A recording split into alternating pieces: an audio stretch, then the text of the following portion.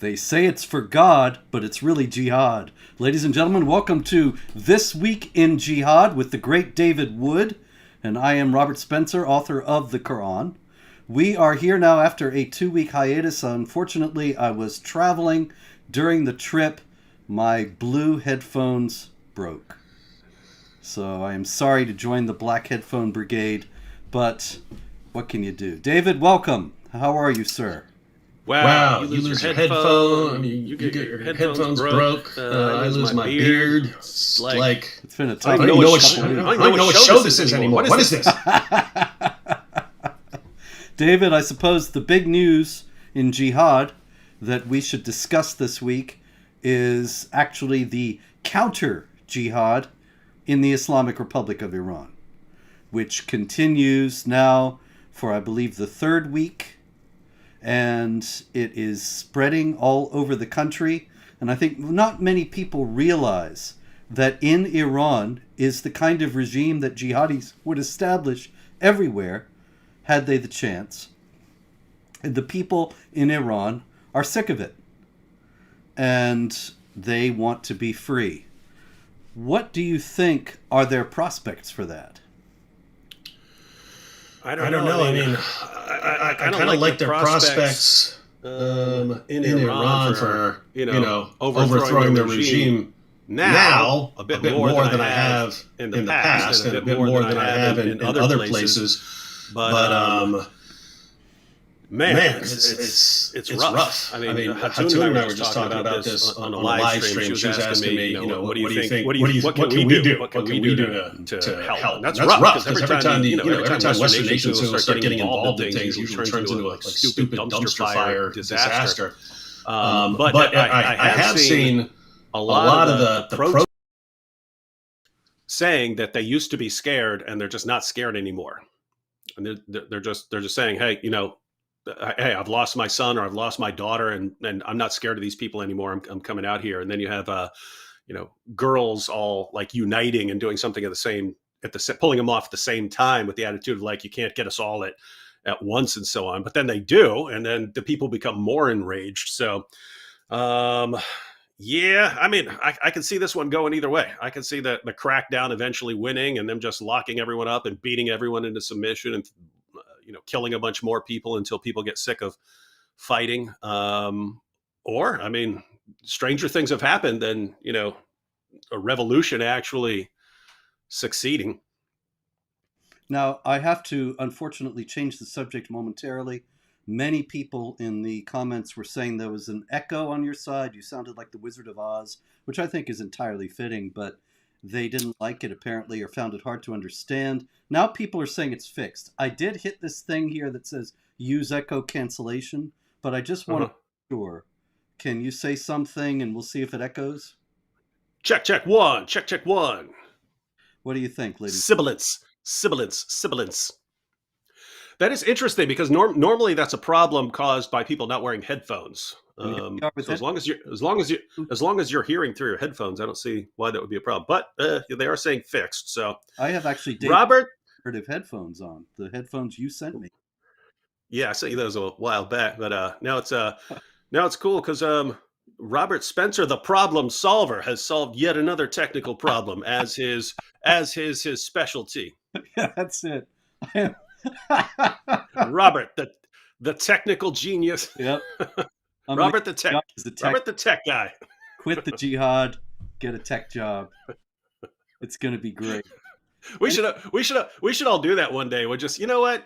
We're sick of being hated for standing against jihad and wife beating and all that stuff. So we're just going to go get tech jobs and then do that for a while. Mm-hmm. And then until people are begging for us to come back, like, they're jihadis everywhere now. Yeah, I was thinking about getting a job as a Walmart greeter. That'd be awesome. I would travel just to go to that Walmart. It would be epic because all the a lot of people would come in and think, is this an Islamophobic Walmart? But you got to go to like a Wal. You got to get the job at like a Walmart in Dearborn.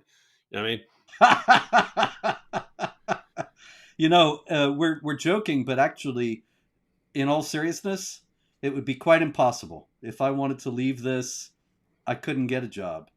And I remember Terry Jones, the famous famous Quran burning pastor, about 10 years ago. And he got out of all this, and he started a French fry stand in a mall in Florida. And I'm sorry that I didn't get a chance to go and sample the fries that he was making, but people were upset because they were Islamophobic fries, and so he had to shut down. He got a job driving an Uber, and the Washington Post found out and wrote an article saying there's this Islamophobic Uber, and he got fired from Uber. And I think, these people, they're totalitarians, and they do not want anybody to be able to do anything if you dare to question the dogma that Islam is peaceful. No, if they were to find out what bank you use, what credit card you use, any of that stuff, they will call and harass the company into like not letting you. They don't want you to be able to function. Think about it, what's it for? For opposing jihad, for opposing wife beating, for opposing child marriage. This makes you, public enemy number one of all corporations in the world. That's nuts. But no, I noticed that. By the way, that's one of the reasons. There were like 3 or 4 main reasons why I went into like just doing internet stuff, social media stuff, YouTube stuff full time.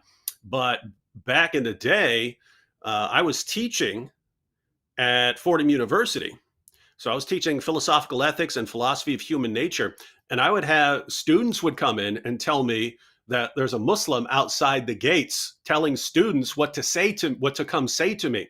And I'm thinking, wait, if the student actually knows, because only a fraction of the students on the campus actually know me or have me teaching them. So the fact that some of them actually are coming directly to me, the students who know me and are in my class, he must be saying it to like hundreds of students before you get some that are actually in my class. And I'm just thinking, to be fair, Fordham was cool. Fordham never said a word to me. They never said a word to me about that. That was cool. I was really impressed with that. But I was thinking, there's no way they won't say a word to me forever, right? They're not going to let me get away with this for forever and stuff. And so it was.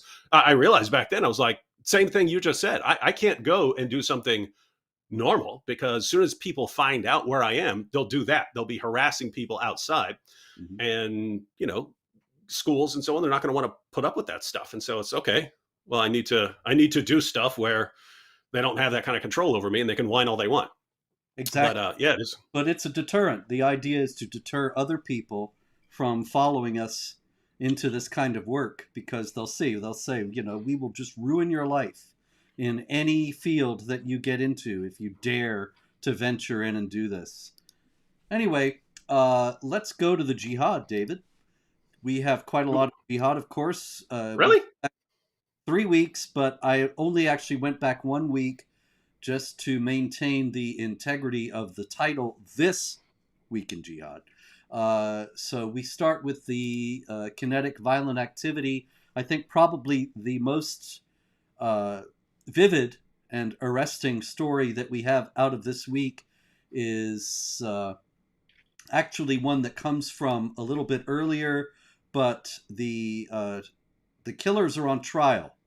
And this was a 74-year-old botanist from England and his 63-year-old South African wife. And they were in South Africa when they were captured. They were kidnapped by jihadis, 2 of whom were converts, Saifuddin Aslam Del Vecchio, which I think is really one of the most absurd names I've ever heard. I'm sorry. Yeah, the Del Vecchio jihad family. Yeah, you would expect him maybe to be with Vinny the Chin or Vito Corleone, but instead he's Saifuddin Aslam Del Vecchio and Musa Ahmed Jackson. And they for Tito. Exactly. They got Tito, man. That's it. And they got together with Saifuddin Aslam Del Vecchio's wife, Bibi Fatima Patel, who I believe was born into this religion. And Bibi Fatima Patel and Saifuddin Aslam Del Vecchio and Musa Ahmed Jackson, they kidnapped robbed and murdered Rod Sanders and his wife Rachel, two elderly botanists who were out looking at plants, and fed their bodies to the crocodiles. The jihad against botanists continues. Indeed. They had exchanged messages on WhatsApp and Telegram saying, kill the kuffar, and abduct them, destroy infrastructure, and put fear in the heart of the kuffar. David, where did they get the idea that it would be a good thing to put fear in the heart of the kuffar?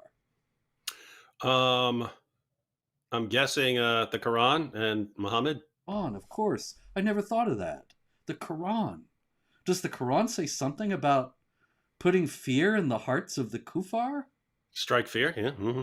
Really? Mm-hmm. You know, people don't know this stuff. I think if people knew these things, it would make such a difference. Yeah, you can shout it from the rooftops. They're not listening. Well, Saifuddin Aslam Del Vecchio was listening, and he thought, what a great idea. I will convert to Islam and kill the kuffar. And you got to wonder, here again, we have two converts. Just so we understand who we're talking about, that's Saifuddin Aslam Del Vecchio and Musa Ahmed Jackson. And they somehow got the idea in converting to Islam that their new religion commanded them to be brutal and murder unbelievers. How could they have Yeah, can you imagine being on the police force there and walking in? You're a detective. You walk in, you say, "Hey guys, so we had these people. They'd never done anything before, and then they converted to this religion, and then they decide to kill a bunch of random people in order to like destroy infrastructure and pave the way for Sharia. Hey, maybe we should look into their ideology to see what it was that convinced them." Fired, gone, fired, gone. They don't. I know they don't have the Council on American Islamic Relations over there, but they have something like that. I guarantee they have something like that, and that guy would be fired over that. Yeah, Council on South African Islamic Relations. By the way, those are like, see, like when you have a cartoon contest and jihadis attack you. I get that. The scarier level is like just we're going to go randomly kill botanists, right? Just anything that we do is striking terror into the unbeliever. So we'll just like randomly kill anyone. That's a separate level of creepy, because then it's, hey, you could say, hey, I'm not part of that whole counter jihad stuff. No, I'm on your side. Shut up, you're a botanist, die, right? And that's some scares. It's like when I used to I used to have categories of death threats, and like the creepiest ones, everyone's, oh, I'm going to kill you, blah, blah, blah, blah, blah.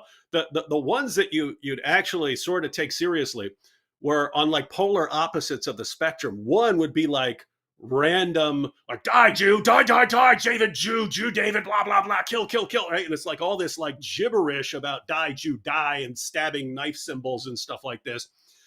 But like the guy who posts like 30 of them, it's like, okay, this guy sounds like he's insane and might actually come try to kill me. You'd get embarrassed if he actually showed up, but you take that one seriously. And at the opposite end of the spectrum, there are people who would send me like 10-page letters and stuff with everything written in English and Arabic on why they are obligated by Islam to kill me, right? But like very, very detailed. And so just so you know, David, this is the reasoning behind everything I'm about to do to you. And it's like, oh, this is someone who's putting a lot of thought into it and so on. But even these attacks are like, there's like different kinds of categories behind, between like this one makes sense. I understand why you're attacking that person, versus that, you're just randomly killing people over there. That's just pretty creepy. Yep.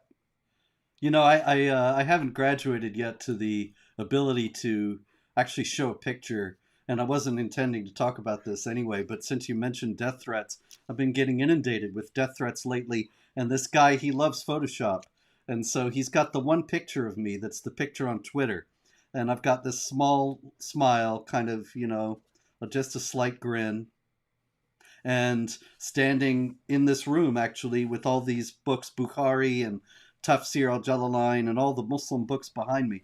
And he took that picture and turned me upside down. and then had all these flames leaping up.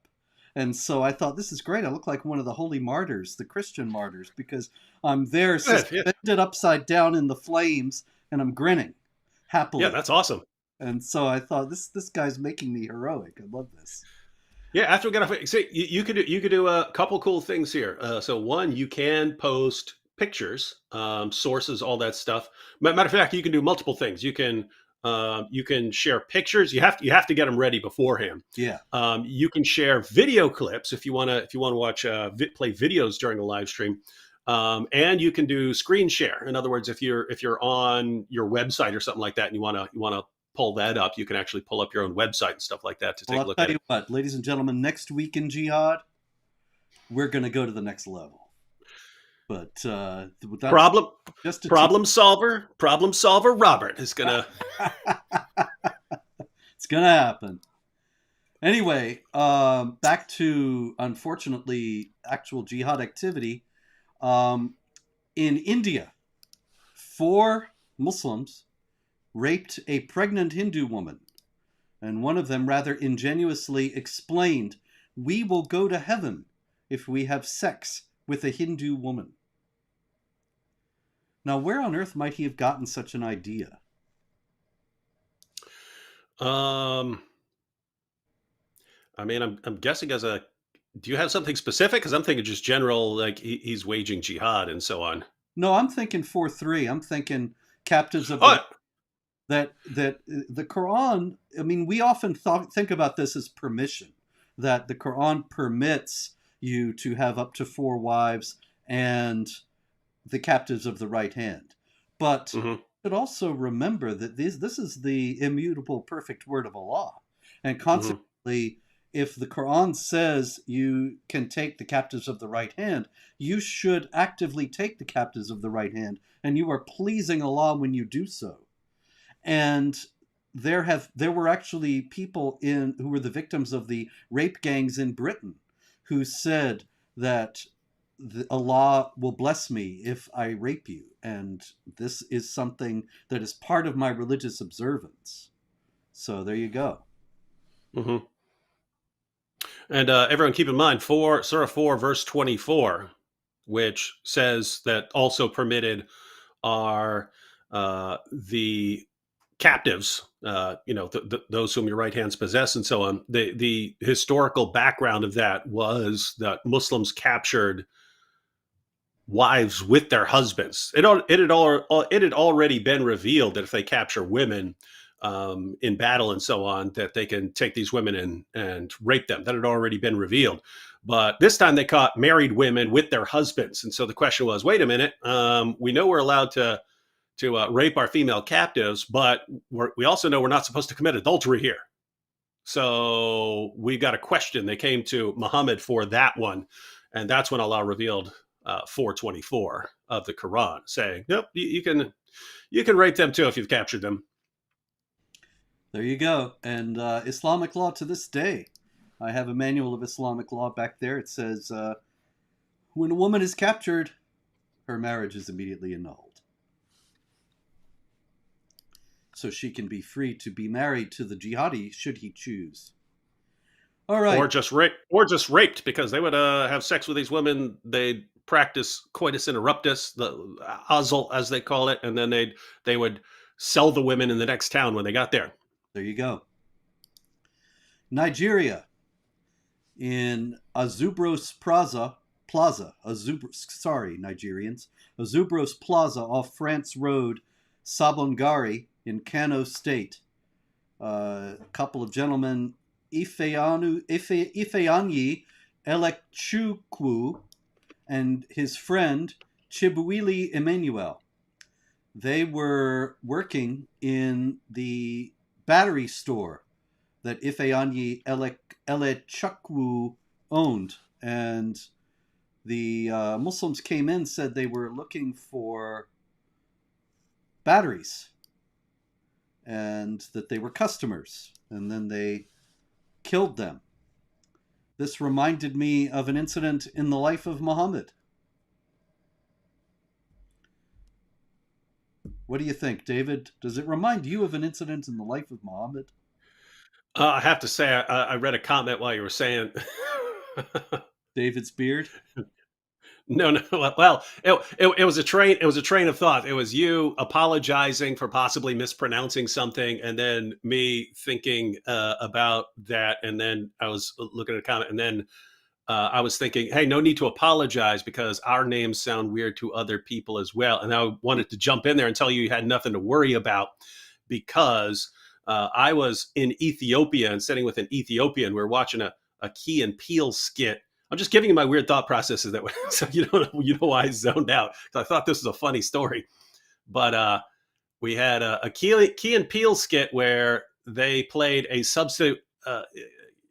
Key played a substitute teacher who couldn't pronounce the names of the students. He was pronouncing them in a weird way. But I was sitting with an Ethiopian. He didn't understand the names, right? So he's going, "How is this funny?" And I was going, "No, because the guy doesn't know how to pronounce their names, and he's mispronouncing the names." He's like, "Well, why is this funny?" And he didn't get it because he didn't know the names. Anyway, long story short, Robert, I thought of all that, and I thought, "Hey, I'm looking for a spot to jump in and tell this humorous anecdote." And you go, "What do you think of that, David?" I was like, "Oh, wait." Uh-oh.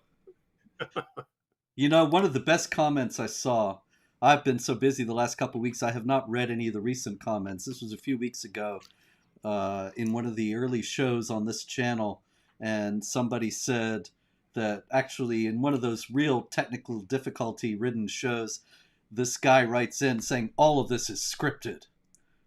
And I thought, any show is unscripted, ladies and gentlemen. It's pretty. Wow, we give the impression that we're scripted. That's cool. Every bit of it. It's hang on. Let me adjust my spontaneity. Let, yes, sir. let me adjust my teleprompter here.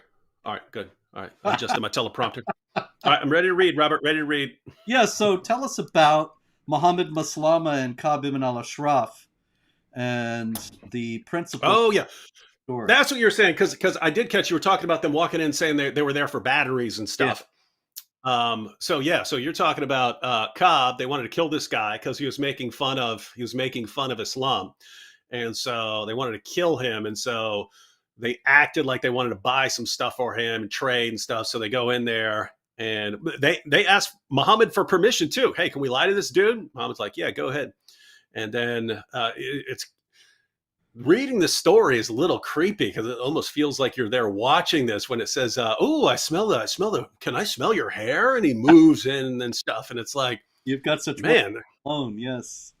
Yeah, it's there's something about like sharing like those kind of vivid details, like trying to smell the perfume in his hair and then murdering him and so on, that makes it like stick in your mind. So that's what they did here. Because when they read stories like that, they think this is how we ought to act.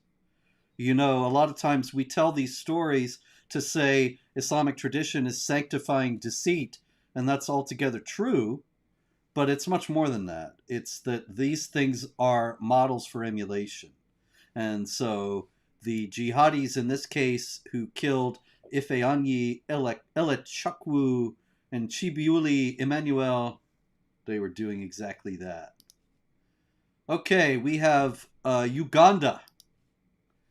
I've seen a couple things. I mean, it was in your tweet. I think it was in tweets from you, but yeah. There's been a couple things happening in Uganda, hasn't there? Yeah, and they're all kind of similar. It's odd how often these incidents in individual countries are similar. And in Uganda, I've noticed over the years that it's a recurring thing for people who leave Islam and become Christian to be brutalized or killed by their relatives and friends. Now, of course, this happens all over the world, and of course, there are other converts to whom it never happens, but in Uganda, there seems to be more of an incidence of it. And this is a story about a woman named Namata Habiba, which is much easier and much more pleasant to say. Namata Habiba, who in Waka Waka village in Bugiri district became a Christian after attending a church service on September 18th. And she went home and she lived with her stepmother, who was a Muslim. And her stepmother said, "Why are you back so late? Where have you been?" And Namata Habiba made the mistake there in Waka Waka village of saying that she was at a church service and had actually converted to Christianity. The stepmother, Namu Sauya, stopped the conversation at that point. Sometime later, she prepared food for them. Namata Habiba ate the food, suspecting nothing, began to vomit, ultimately died of poisoning. She had been served rat poison by her stepmother. Why on earth did that happen, David? What was the idea behind that? Well, Muhammad said, if anyone leaves his Islamic religion, kill him. And the schools of us, 3 of the 4 schools of Islamic jurisprudence says that the same rule applies to a woman, and one says no, you don't. You lock her up and beat her instead. Until she repents, you might just lock her up forever. Mm-hmm. Also in Uganda, this is in Bamusuda village, Kiboga district, Falida Naziwa attended an all-night prayer vigil at a church in Kiboga. Her husband, who is of course a Muslim, Saidi Mudogo, was away because he's a truck driver, and so of course he was away working. And anyway, she was at this all-night vigil. She came home in the morning, and her husband had arrived home and was furious that she wasn't there, and was highly suspicious, wondered where she had been. And maybe if she had told him that she was off carrying on with somebody else, it wouldn't have been as bad. But she was honest with him and told him that she'd gone for overnight prayer in a church. And he said, "Prayers? Not in my house." And started strangling her while shouting a particular phrase. David, for $100, what was the phrase he was shouting? Keep your money, Robert. It's Allahu Akbar. Okay, you could get rich on this program, David. You always seem to know the answers. Now, I mean, it's I'm a little shaky because but Uganda is majority Christian, right? But they have specific areas that are Muslim majority, right? Is that, Yeah. am I correct on that? Okay. And it is quite a decisive majority Christian, but of course the Muslims are growing progressively more aggressive. Now, what's really cool, because we look at the story, we read the stories, and you just mentioned 2, but we see them, especially if you follow like Morning Star News or Voice of the Martyrs or any of the other ministries that deal with Christian persecution. You hear these stories out of Uganda pretty regularly, but I mean, it also means that the Christians in Uganda are doing a pretty good job of inviting Muslims to their services and helping Muslims understand the gospel and so on. So notice the clash. It's people saying, "Hey, come get to know Jesus," and then them getting killed for it in the name of Allah. So the contrast is clear and stark and overwhelming. All right, let's see. Terrible attack in Afghanistan. In Afghanistan, the casualty counts are wildly different in stories that I've seen. The story that I posted at Jihad Watch said that 100 children were killed. Other stories that have circulated in the press say it was far fewer. I hope that is correct. But generally, one finds in these kinds of cases that the larger number turns out to be correct because, of course, it takes a while to clear away the debris and to count all the casualties. In this case, this was at a school in Kabul, and so as many as 100 children were killed. They were Hazaras. Hazaras are Shiite. And so we immediately know the motive for the killing, that it was a Sunni suicide bomber going after Shiites. What was that, you that shared a picture of one of the victims? Someone shared a picture of one of the victims, her showing the damage done to her face. Oh, and yeah. Yeah, and unfortunately, many of her friends didn't survive, and she has a pretty damaged face from whatever whatever hit her. And this is Sunni Shiite jihad. It's interesting to note that the Sunni Shiite jihad is absolutely absent from the Western press. And the Western press is very concerned about Islamophobia. And yet, Islamophobia, you don't see people being killed out of Islamophobia, but you see people being killed, Sunnis killing Shia, Shia killing Sunnis all the time. Mm-hmm. I've seen a lot of attacks against Ahmadis recently, and so yes, you've got killing non-Muslims, and then you have the Muslims killing their fellow Muslims. But I mean, it's worse because the Western media will say that these people who are killing other Muslim sects aren't Muslims, and that the proof is that they're killing Muslims. Right? We heard that a bunch about ISIS. ISIS is not; they're not real Muslims. Look, they're killing other Muslims. Hey, wait a minute. Surah 9, verse 73 of the Quran, last time I checked, says kill unbelievers and hypocrites. Unbelievers and hypocrites. You wage jihad. You wage jihad against unbelievers and hypocrites. The Sunnis there regard the Shias as hypocrites. They regard them as hypocrites. They're not following Islam correctly, and they're commanded to go target them. And yet they can say, hey, we're doing exactly to the letter what the Quran commands us to do. And Western journalists and politicians say, you see, they're not real Muslims. They're doing exactly what the Quran says. They have no idea what the Quran says. That's the thing. All these Western Islamic experts don't know anything about the Quran, don't know anything about Muhammad, have never read any of it, but they sure know what it says. Yeah, when I was talking to Hatun the other day, and she was saying, well, what can we actually do? I was, first I'm thinking, well, we can make sure that the stories are reported on accurately and so on to get that information out to people. But as far as what the West can do, because again, I mentioned, when Western nations and governments start getting involved in stuff, they almost invariably screw everything up and make things worse. But I was thinking, what all these politicians and journalists, educators, Hollywood elites, what they could do if they wanted to actually help. Shut up. Just shut up. Just shut up and stay out of our way, right? We'll do it. We'll do it, right? It's like we're opposing wife beating, killing apostates, killing critics. We're opposing this stuff, and they're constantly coming after us. They're targeting us, standing in our way from responding to this stuff. The best thing they could do. I understand if they don't want to get involved with what we do, that's fine. But shut up and get out of the way. And my goodness, I believe we would have handled all this by now if we didn't. We're constantly getting stabbed in the back by these morons. That's a good point. All right, Italy. Saman Abbas, an 18-year-old girl from Pakistan, and she disappeared on the night of April 30th, 2021, and has never been seen since.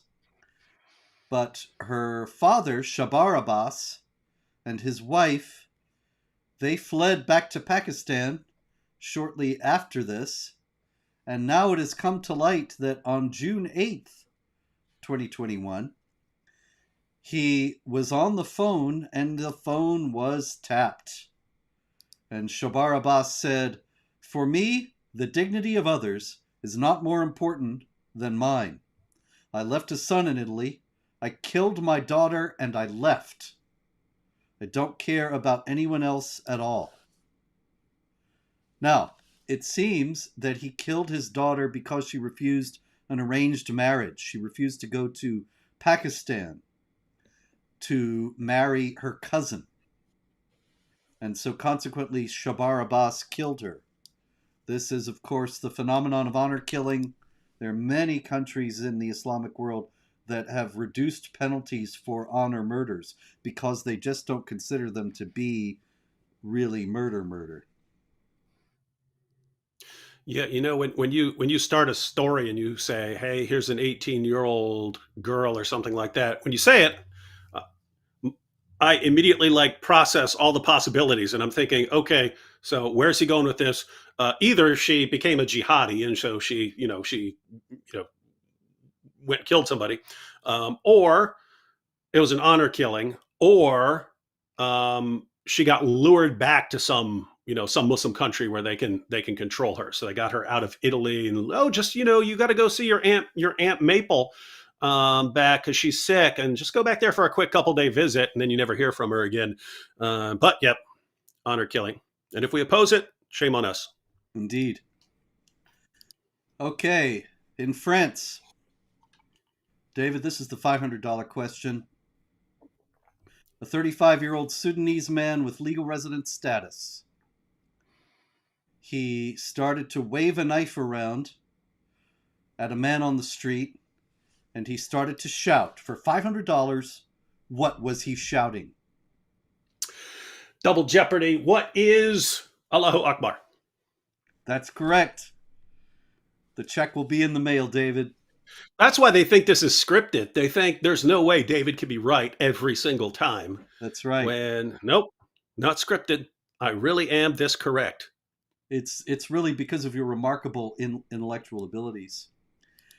This gentleman, Idris M.A., they don't give the last names in the European press, but really you can tell oftentimes from the first names more than the last anyway. He was shouting, Allahu Akbar, down with the French, I'm going to kill him. He lunged at this man, random man on the street, started punching him in the back and on his head, but before he could stab him to death, he was stopped. So, wow, Islamophobes actually won one and stopped it. Indeed. I can imagine the French people there. Don't interfere. That would be Islamophobic. Or actually, let me do it. Do not interfere. This would be Islamophobic. That's because actually it's time for our Dumb Infidels segment. Oh, well, it's a good time for it. We are right on schedule here. We have... Oh, wait a minute. Sorry. I know I have Dumb Infidels around here somewhere. I know. Oh, there are always dumb infidels around, Robert. Oh, here we go. Yes. This was a story out of India. And this was a gentleman named Hemant Kumar Lohia, who's the officer in charge of prisons in Jammu and Kashmir. And he was murdered at a friend's home on the outskirts of Jammu. And the Pakistan Jihad terror group Jaish-e-Mohammed claimed responsibility for killing Hemant Kumar Lohia. However, the additional Director General of Police, which is a wonderful title, really. You're not the Director General. You're just the additional Director General, in case we need an extra. The additional Director General of Police, Jammu Zone, Mukesh Singh, said that it was not terrorism. So far, no terror act is apparent, as per the initial investigation, but a thorough probe is on to rule out any possibility. Now, here's a guy who is killed by Muslims, and a terror group claims responsibility, and it's not a terror act. Sounds like he learned his detective skills in the UK or something. Scotland Yard. Indeed. In the European Union and the Council of Europe funded an ad campaign featuring a smiling woman wearing hijab, and the caption in English, oddly enough, said, "Beauty is in diversity as freedom is in the hijab." Beauty is in diversity as freedom is in the hijab. Now, I thought, my goodness, could the European Union possibly be more tone deaf while people are being killed for not wearing the hijab in Iran? And they're saying freedom is in the hijab? Not just wear the hijab if you want, but freedom. You want to find freedom in the European Union? Put on the hijab. And just the absurdity of it. This is a religion that demands everyone dress the same, walk the same, talk the same, act the same. It's the will of God that everyone lives and breathes and walks and talks like a 7th century Arab. Everyone, the entire world needs to become 7th century Arabs. And that the nerve of people to say, In order to be more diverse, we need that. We need to adopt that. Yeah, it's insane. It's insane. Become 7th century Arabs. Then we'll be Yep. wonderfully diverse. Be super diverse. All right, in Germany, there are 79 people who are suspected of jihad terror activity or have been convicted of jihad terror activity, and they are all going to be released within the coming year. What could possibly go wrong? Nothing. Nothing. And by the way, that's one of the creepiest things about all the people that went and joined ISIS and came back. See, there were people who went and joined ISIS and they're like on videos or something and they had good information on them and so on. So, they get life sentences or something like that. But a lot of people went and joined the Islamic State and no one has any idea what they did while they're there. So they charge them with, providing material support or something like that, but they don't give them like life. Because they have no idea what they did. For all the governments know, they went over there and lived there for a while and so on. And so they give them 5-year sentences, 7-year sentences, 10-year sentences. And they did this with a lot of people. A lot of people in Germany and France and Great Britain got these 5-year, 7-year, 10-year, 12-year sentences. And that means you have these people who joined ISIS, who went there, who did we don't know what while they were there. And then when ISIS lost, they came back and they've served their sentences and now they're being released back into society. What could go wrong with releasing all of these actual ISIS jihadis back into society? That's actually another story I've got queued up this week, and that is in Australia. The Australian government has reversed a long-standing policy of not allowing ISIS jihadis back into the country. And they're actually going to undertake a mission to 2 refugee camps in Syria to bring back ISIS women and children to Australia. But they assure us that on their way to Australia, they're going to stop at an unnamed third country and be de-radicalized. Now, I would actually have no problem with that as long as you and I got to do the de-radicalization and not these absolute morons. Because you had that jihadi who left Islam in prison in the UK and started, posting, like, he doesn't look like he's faking. He's posting information like exposing Islam and exposing Muhammad as a false prophet. And he was saying, Are you talking about San Antonio? Yeah. Yeah. And so, I mean, he's posting that, Muhammad was obviously copying the story of, the Alexander from these Alexander romances and so on. But I mean, this guy's making fun of Islam and deconverting people and stuff. So I take him more seriously than some of the others. But he was saying that the de-radicalization programs are a joke. He says anyone who knows anything about jihad will sit there through these programs, nod and pretend to agree and stuff, and they don't. It's idiotic nonsense to them. So yeah, I would be in favor because you got women, you got children. The little kids didn't do anything. So what are you going to do with them? You're just going to let them die somewhere with these little kids? No. Robert and I will do the de-radicalization programs, and we will run a school for the children. And then I will be all for bringing the women and kids back. We get to live in Australia. Yep, we'll handle all the schooling, and you will see. Okay, it'll work out. Australian government, you heard the offer. Here's the story of infidel cowardice. I mean, of course, cowardice is pandemic nowadays, but this is the grandniece, of Walt Disney, and her name is Abigail Disney. And she was the producer of a documentary film about exactly this. Jihad Rehab, it's called. And it was very well received. It's about a de-radicalization program in Saudi Arabia.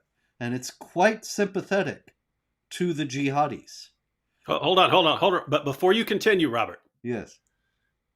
I have no idea what you're talking about right now. Okay. But let me guess, the mere mention of jihad as any kind of problem led to a backlash from all the morons who can't stand this even being mentioned, and then this Disney chick has to like apologize or something. How did you know that? That's what happens every time. You see, ladies and gentlemen, this show is scripted, very carefully scripted. Did she apologize? A team of writers. And we have 100 monkeys with typewriters, and they're in the next room here, next to my office, and they come up with the script every week. And they've had 3 weeks to work on this one. Anyway, yes, Abigail Disney. It's somewhat more sordid. It's a little bit worse than that, but you're absolutely right. The Jihad Rehab was very sympathetic, essentially blaming the U.S. for the jihad and seeing these guys as victims. But just the fact that it used the word jihad. Anyway, Abigail Disney initially said that the film was brilliant. But when it started to get the charges of Islamophobia, she said that it was a truckload of hate and disavowed it. Now, she's the producer of the documentary. And so she produced this truckload of hate. But that's the cowardice that we have in the public square these days. I just looked her up on Wikipedia. Granddaughter of Roy O. Disney, who co-founded the Walt Disney Company with her granduncle Walt Disney. So powerful family. It doesn't matter how powerful you are, you got to shut up about jihad, huh? Oh yeah. It is interesting seeing these. I mean, you get to see the hierarchies and like who matters most and so on. And Disney, hey, we can do whatever we want. You can't criticize jihad. Okay, we have another category this week that is not altogether common, and it is the victims, poor Muslim victims, poor jihadi victims, and the very common tactic of blaming somebody else for one's jihad. The Ayatollah Khamenei leads off with that in this category. He has been silent during the entirety of the demonstrations in Iran until a couple of days ago, when he broke his silence and he blamed the US and Israel for the demonstrations. Because as you know, David, nobody could possibly be upset with life in the Islamic Republic of Iran unless they were stirred up by American and Zionist propagandists. Yeah, it is a utopia, so. Exactly. How could it not be? It enforces Sharia. All right, we have also in New York. Yes. I don't know how good my Ayatollah impersonation skills are, but if this keeps up, Ayatollah might meet Muhammad in the boom boom room. Sounds great. Likes that. See how they like that in Iran. All right, in New York City, during the George Floyd riots in 2020, there was a young Muslim attorney named Uruj Rahman, and she got a Molotov cocktail, threw it into a police car. And she is now trying to get her sentence reduced. It's already been reduced. She already actually got a sweetheart deal where she could have spent a significant number of years in prison. It was reduced to the possibility of only 5 or 10. Now she's trying to get it all dismissed except time served. And this is why. She says that on that night, she was drinking a good deal of vodka and she was quite drunk. But besides that, she's been dealing with unprocessed trauma. Because when she was 11 years old, the World Trade Center was attacked, and she began to be harassed and called names. And because of that unprocessed trauma from 2001 and the Islamophobia that she experienced, she firebombed the police cruiser and should not be made to serve any time for doing so. You know, Robert, as absolutely insane as that sounds to us, given the way the legal system is right now and the politicians and everything that's going on, I mean, she's probably got a slam dunk, right? Yeah. I mean, it's probably, I mean, you could have lawyers who do that now. I mean, like, hey, are you a Muslim who, got caught firebombing a police officer? Call the law offices of Ahmed, and Ahmed, and yeah, we'll take care of it. She's traumatized by Islamophobia, Your Honor. That's it. Let her go. Let her go. Just help her get the help she needs. I liked this story too. This is another poor victim story. This is the police chief in Long Hill Township in New Jersey, Morris County, New Jersey. And Ahmed Naga is his name. And Ahmed Naga is suing the township where he works because he says they have made jokes about his religion. Yes, the former mayor of Long Hill, New Jersey, Guy Pisirkia. He asked him at the memorial service for 9/11 on September 11th, 2021, if he was a member of the Taliban. And for this atrocity, Ahmed Naga is suing. And I think, wow, David, you and I have both lived in New York City. And I wondered, did Ahmed Naga live in outer space and drop down into Long Hill, New Jersey one day? I mean, that's getting needled is like breathing there. And the guy's asking him, I mean, in the first place, we don't know what Ahmed Naga was saying that made Guy Pisirkia ask him if he was a member of the Taliban. That's left out of the complaint. Mm-hmm. But also, if you can't take the needle, you got no business being anywhere near New York City. No, I was on my way to New York City to look for an apartment when we were first moving there. And my friend and I stopped in a diner. He was just going up there to help me look at apartments and stuff. We stopped in a diner, and the waitress said, our specials of the day are such and such and brisket. And I go, oh yeah, brisket? And she goes, no, I said it just for the fun of it.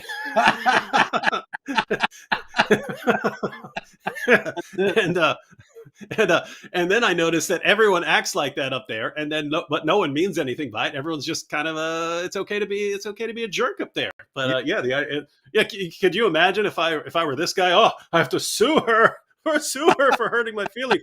It's weird.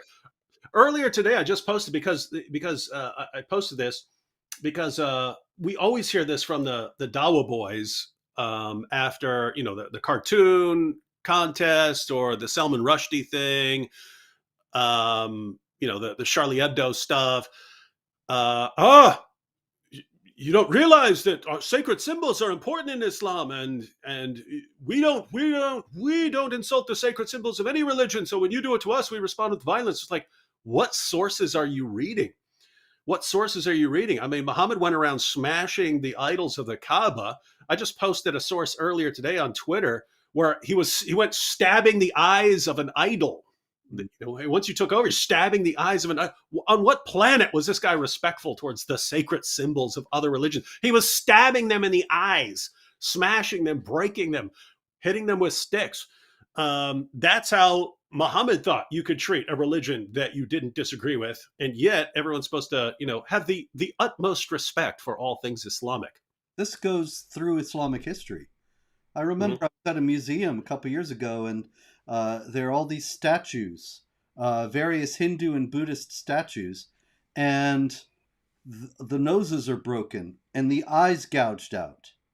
And there was no explanation anywhere. I actually explained to the people I was with, this is because the Muslims came through and they destroy the power of the idol as an image of a human being by taking out the eyes and the nose. It's the same thing with Byzantine icons, Christian icons.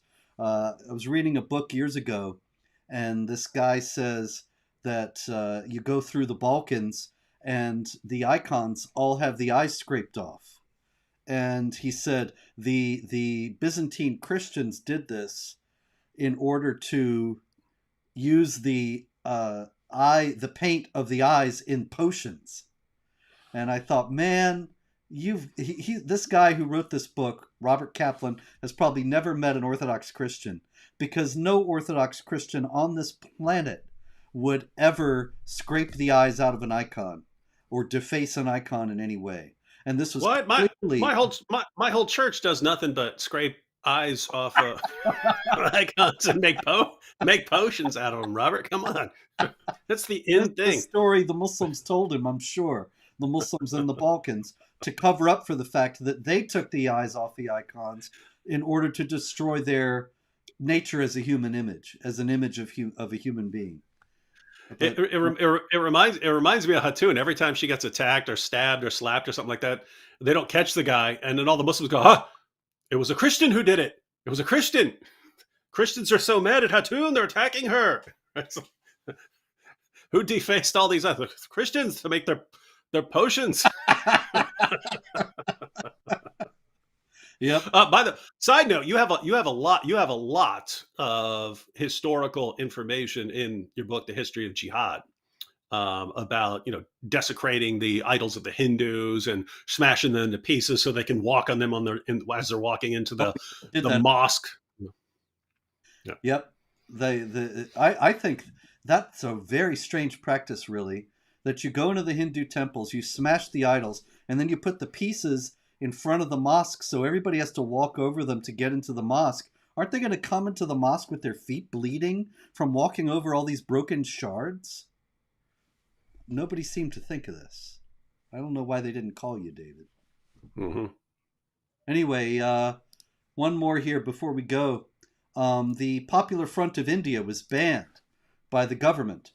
It was a political group, a jihad group, that was actually teaching bomb making, a real terror organization. But of course, the cries of Islamophobia are coming thick and fast because the Popular Front of India has been banned. It's always the other guy's fault. It's never the responsibility of the Muslims for what they have done. The responsibility is always displaced. One last, David, from Ghana. We haven't had a whole lot of stories from Ghana over the weeks, and so this is one that there was an imam, Sheikh Osman Dukuri, and 12 of his followers. He had 12 disciples, and Sheikh Osman Dukuri was arrested. As it turned out, in his Quran class, he was teaching terrorism. Now, how on earth could he have gotten the idea in a class teaching the Book of Peace to teach terrorism? He was probably traumatized because someone said something to him when he's 12. That's it. It's Islamophobia that made him do it. And climate change. Let's just toss that in there. Absolutely. It's notably warmer already since we began this program. Well, David, let's see. Is there anything else before we... I mean, there's plenty more.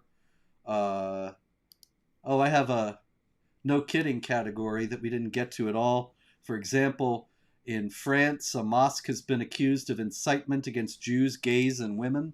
And I think, what are they going to do when they find out what the other mosques teach? In the United Nations, Qatar's ambassador to the United Nations is in a bit of hot water after tweeting that the Jews are our enemies and calling down the curse of Allah on homosexuals.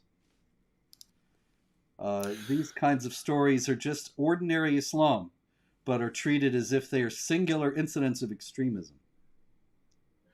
Yeah, I mean, you'd have better luck finding a mosque that doesn't teach that stuff.